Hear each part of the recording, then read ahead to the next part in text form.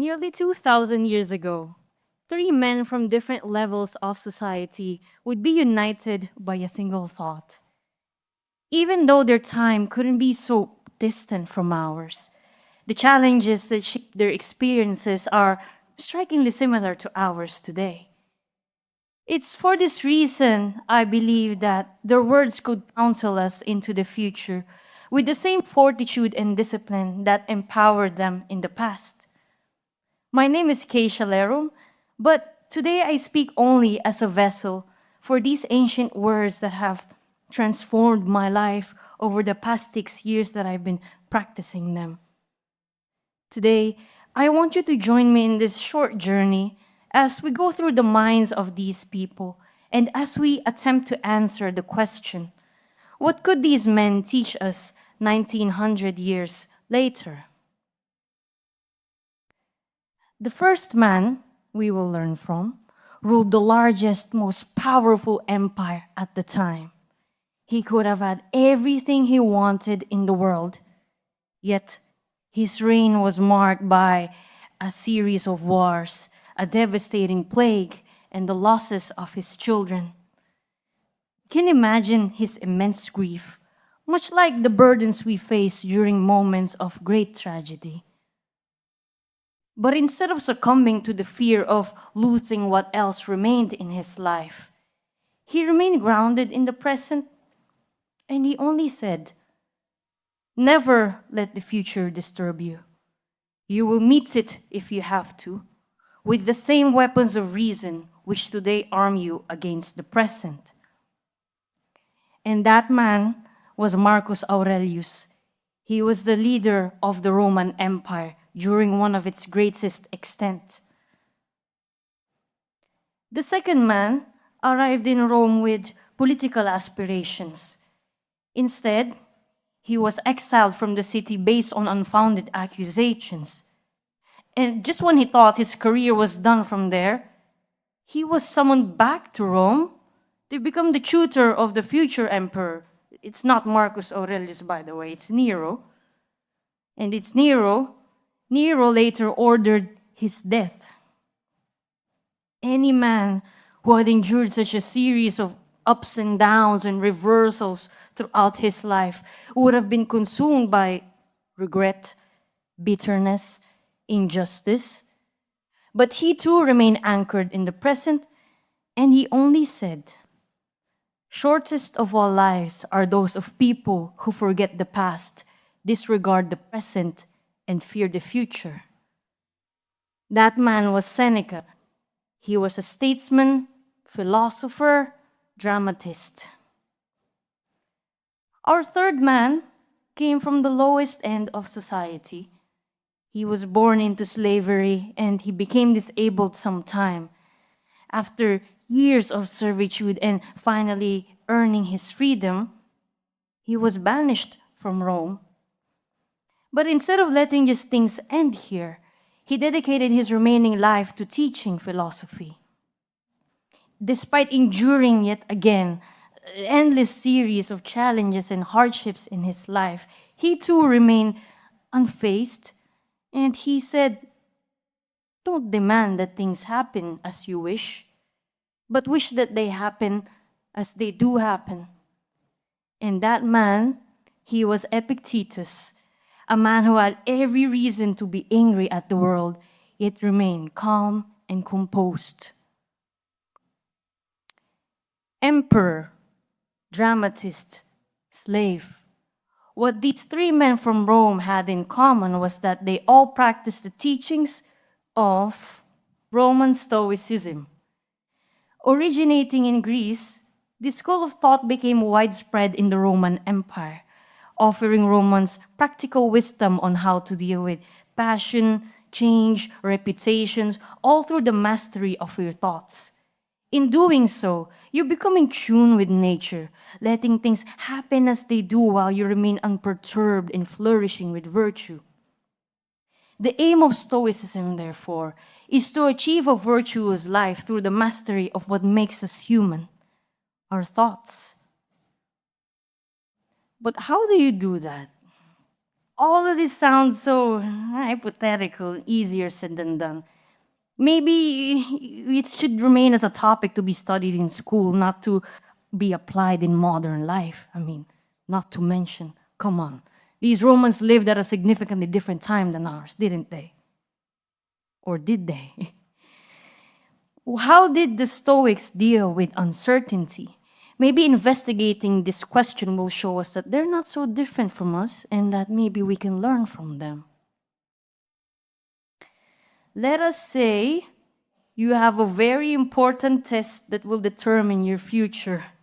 It's the one you don't prepare for till the last minute. We've all done this. I still do this today. Or you have a job interview for one of your dream companies in the Fortune 500. Or maybe they'll sponsor your work visa and improve your life socioeconomically. Or you have a presentation in front of many people. You know what I'm talking about. The weight of the moment can feel very overwhelming, believe me. Much like the burdens faced by Marcus Aurelius Seneca, Epictetus, they too knew what it felt like to be paralyzed by uncertainty. But how they dealt with these problems is why I bring their names here today. I believe that we could learn from them. So what advice would these three Stoic people give us? Okay, Epictetus would address your situation with his dichotomy of control. He said, some things are in our control and others are not. Things within our control are our own desires, passion, pursuits, our actions. Things beyond our control are not our own actions. Epictetus must have realized that some things were simply beyond him no matter how hard he tried, especially when these things proceed on their own.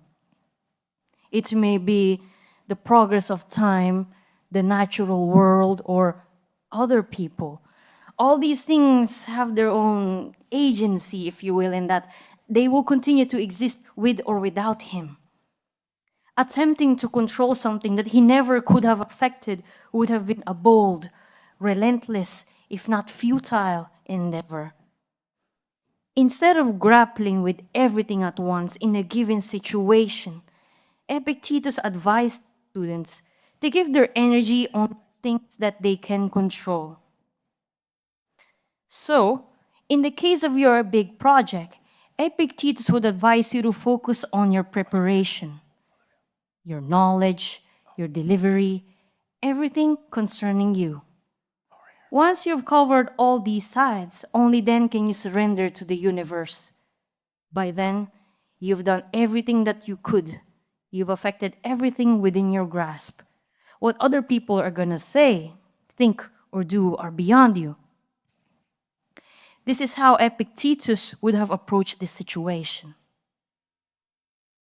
Well, great. Now you know what's within your control, but this will not simply rid you of the anxieties from your looming project. What if you forget something on the spot in front of your interviewers or your audience? Or you end up embarrassing yourself. There's just so much to prepare for. You don't even know where to start. There's so many things that could go wrong, and you say that this is too difficult and that maybe I don't have what it takes. The Stoics would advise you to stop right there. Breathe and focus on the present. The Stoics dealt with these same fears, the fears of failure, unworthiness, humiliation, the fear of the unknown. The essence of the human experience is something we share with them. They're human too. Whenever we experience self-doubt, it's the same mental struggle that Seneca addressed when he said, "We suffer more in imagination than in reality." Too often, we get caught up with these unreal and self-sabotaging thoughts that are larger in our head than in reality. We must wrestle this dark cloud from our minds and retain only realistic ideas. We're being ordered into our room, our homes, the very places that we live in, we inhabit every day. So why not bring order also into the very haven of our existence, our minds? Yes, come on. This is easier said than done. It's something that even I struggle with over the past 6 years that I've been practicing this. But it takes practice. We must take every dismal moment as an opportunity to take charge of our thoughts, decide our state of mind, and most importantly, remain grounded in the present. So, Seneca would address your worries by asking that you remain here. Look around you, he'd say. These possibilities you fear are larger in your head than in reality. It is yet to happen, or it may never will. Preparing for the future would be a better use of your time rather than fearing it. Armed with the advice of Seneca and Epictetus, you are able to proceed through and power through the weeks leading up to your big event. Thanks to Epictetus, you were able to channel your energy onto the things that you can control. And thanks to Seneca, you were able to focus on your preparation because you had a clear mind. Now, the day of your important event has finally arrived. But as soon as you wake up, another fear assaults you. The fear of how others will perceive you. Whew. This fear of judgment is a very, very human fear. Whether it's like a modern day job interview, as I said, or modern day presentation, the fundamental worry remains the same. What will other people think about me? The fear of external judgment is something even the most powerful men, like Marcus Aurelius, grappled with daily. Despite being emperor to the largest empire at the time, he was not immune to the opinions of other people. In fact, he was subject to the rumors spread by his enemies, to the opinions of the senators, the magistrates, the guards, the slaves, the citizens, everyone, millions of people. And so, he would begin each morning by telling himself, I shall meet with the most ungrateful, arrogant, deceitful, unsocial, acting out of their ignorance of what is good and evil. But I cannot be affected by them, for I have seen the true nature of good and evil. Marcus Aurelius meditated these words before facing the harsh realities of his roles. Every day, he prepared himself for unfavorable circumstance, not because he was pessimistic, but so that he'd be ready if they come. But if it doesn't come, and the day just passes peacefully, then he'd all the more be grateful, knowing that he'd been preparing for the worst, but he received the best. And so, on your big day, you have two voices of the Stoics advising you, and you can listen to either one of them. Whereas Epictetus will shortly remind you that the opinions of other people are beyond your control, Marcus Aurelius would tell you to face it head on. He'd advise you to prepare your mind against the possible turbulence the future may hold so that you'd be ready when they do come. But if they don't, then you can breathe a big sigh of relief. And then you can tell yourself, I'm so glad everything went well. In either case, you will have faced the day with the strength and clarity of a Stoic. The advice of these three men have helped you pass your test, succeed in your job interview, or deliver your performance. And throughout the endeavor, you performed to the best of your abilities. You maintained a calm mind, and you were able to prepare for the future. Epictetus' dichotomy of control helped you channel your energy onto the things that matter the most, things that you can actually control. And per Seneca and Marcus Aurelius' advice, you were able to set the right mindset, and thanks to that, you remain grounded and appreciative of the present, and you were able to prepare in case something goes bad. And throughout the entire endeavor, you embodied virtue through the disciplined use of your thoughts. Discipline builds a stoic. Discipline over passion, action, mind.